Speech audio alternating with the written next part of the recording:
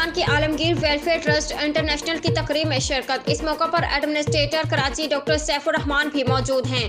तकरीब में ट्रस्ट के chairman Chaudhry Nisar, vice chairman Haji Masood Parik समेत दिगर भी शरीक। गरीब बच्चों की शादी के लिए जहेज का सामान और तालीमी वज़ाइफ के चेक तकसीम किए। आलमगीर ट्रस्ट गुज़श्ता की 8 साल से 28 साल से इंसानियत की खिदमत लायक तहसीन है।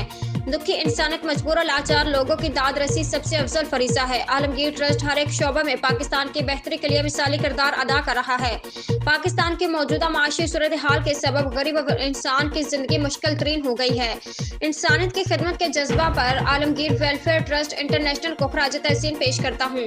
लोगों की खिदमत करने के लिए किसी इख्तियार की जरूरत नहीं है। मैं अवाम के दरमियान मौजूद हूँ, उनके मसाइल को सुनता उसके हल की कोशिशें कर रहा हूँ।